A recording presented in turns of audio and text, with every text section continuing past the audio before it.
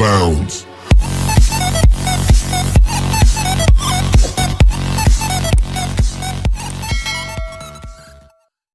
Hello mga ka-sounds, so sa video natin ngayon, ito yun naman yung gagawin natin ng review, yung Grandmaster, ayan, Grandmaster na 12 inches, GM12 1000, ayan, 1000 watts siya, 8 ohms, ayan, double magnet na rin siya. Bali, ilalagay ko to dun sa motor, dun sa sounds natin sa motor kasi nung nakaraan kung napanood nyo yung video natin yung about dun sa nuclear na 15 inches, yun yung unang nilagay ko, kaya lang hindi siya, parang hindi siya effective dun sa motor ko kasi maliit lang yung box ko, kaya try ko naman na mag 12 ulit. Yung motor ko kasi dati naka 12 inches na talaga yun, kaya lang nag-try ako ng 15 para sana mapalambot ko yung base, kaya lang dahil dun sa maliit yung box ko parang hindi rin natin siya mapapalambot yung base, so nagbalik ako sa 12 inches. Bali yung speaker pala na to gawa din siya ni Live, ayan, try natin siyang i-zoom, ayan yung logo ni Live, maliit nga lang, Grandmaster Live, ayan siya. So, bali ito pala yung kanyang likuran, ito yung kanyang harapan. Yan. So, bali babalik ko yung 12 inches dun sa motor kasi magfo-focus na lang ulit ako ng hard base. Kasi hindi ko talaga mapalambot yung yung 15 dahil siguro dun sa liit nung box niya. Kasi hindi naman ganun kalaki yan yung sidecar ko, kaya try ko na lang na mag 12. Kung makakapag-apat ako na ganito or kung ibang brand man, dun ko na lang tatry na papalambutin sa apat na 12 inches. Ayan. So bali short video lang pala yung gagawin natin ngayon. Baga-review lang talaga nun dito sa speaker na to. Tapos gawa na lang ulit tayo ng video pagka meron na siyang box, tsaka pag nailagay na natin siya dun sa sa motor. Bali yung 15 ko pala na nuclear, yung inilagay ko dun sa motor, fourth order na band pass yung nilagay ko. Kaya lang ang problema yung speaker natin parang meron pang ilalakas, kaya lang dahil siguro sa liit ng box parang ayaw na niyang lumakas. So bali ito ulit yung likuran ng speaker natin mga ka-sounds.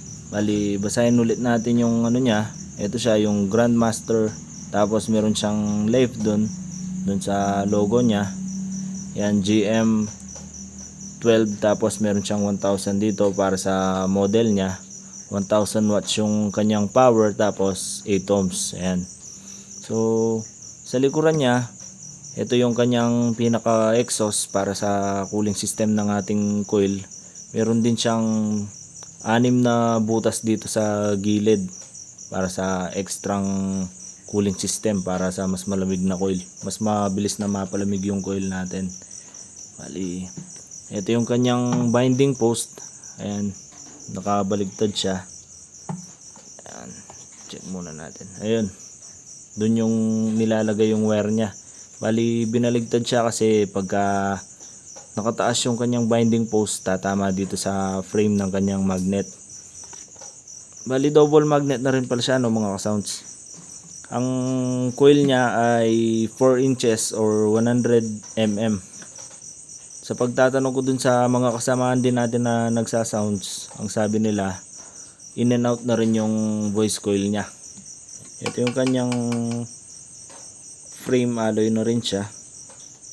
Tapos yung kanyang harapan, yung kanyang dust cap, yung kanyang cone at saka yung edge niya. Ayan.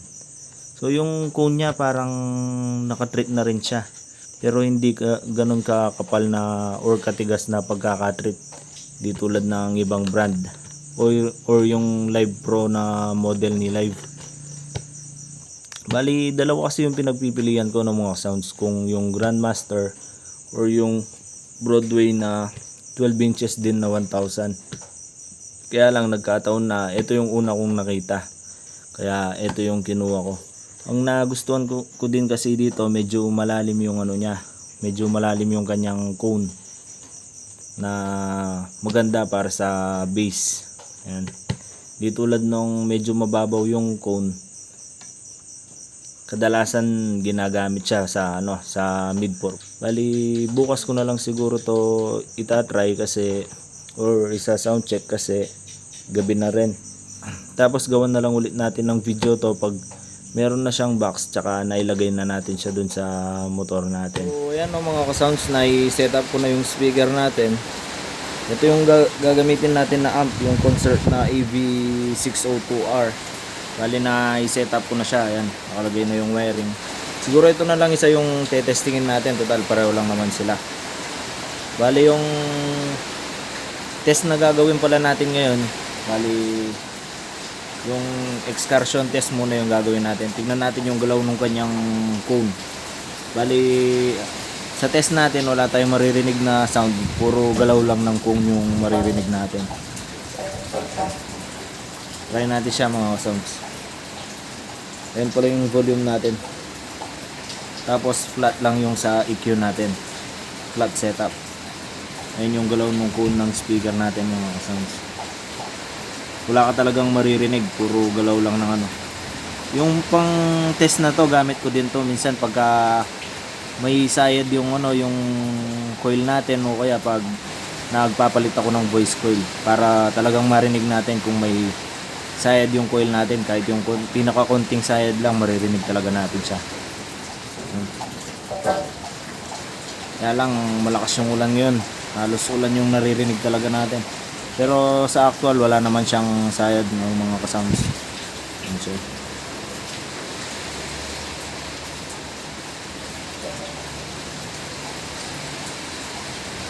Ali, try naman natin siya sa ano, sa kanta para marinig din natin siya mga ka-sounds.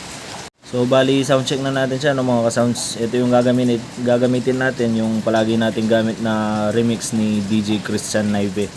Ayan. Tingnan natin siya mga ka-sounds. Initializing sound system. Sound system activated. Initiating sound check. DJ Christian Naive Remix. Preparing and initiating bass test.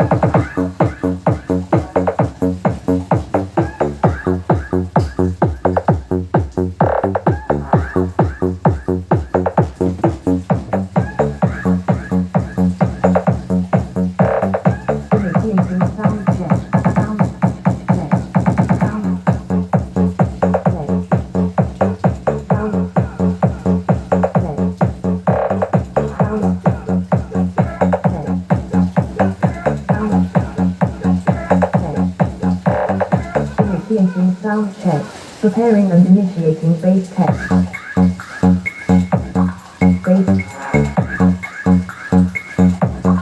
Bass test. Ano mga ka-sounds, halos hindi siya mapagalaw nung ampli natin na ano, na concert na 602R. Talagang kailangan natin ng mas malakas na ano, mas malakas na ampli, mas maganda kung power amp para maibigay talaga yung lakas ng speaker natin. Yan. So bali try din pala natin siya sa ano no mga ka-sound, sa low bass para makita natin yung performance niya sa low bass. Ito yung gagamitin natin, extreme low bass test. Ayan. Try natin siya mga ka-sounds. Bali full volume na sa cellphone natin, tapos sa amp natin kalahati. Ayan siya. Angat natin ng konti mga ka-sounds.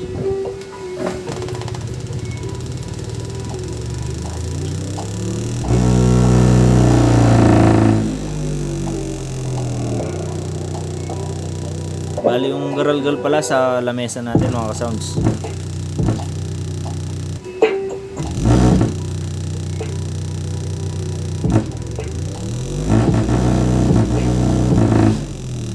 Sa lamesa yung garalgal na yan mga ka-sounds. Di ko kasi maiangat ng isang kamay lang, sobrang bigat. Tsaka yung amp natin nagba-vibrate.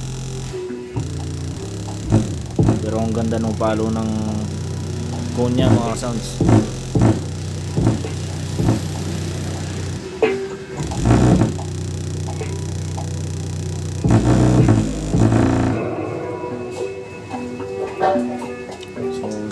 siguro doon na lang yung sound check natin o mga sounds. Sa mid test hindi na natin siya tetestingin.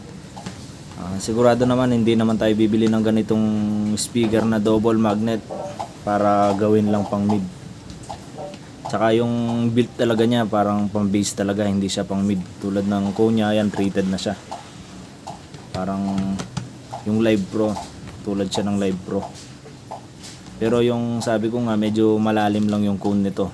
Di tulad ng Live Pro na medyo mababaw. Yan siya.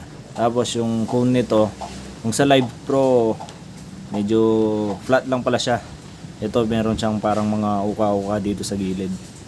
So hanggang doon na lang siguro yung review natin ng mga sound sa speaker na to. Bali update ko na lang kayo pagka nailagay natin siya sa box tsaka dun sa motor natin.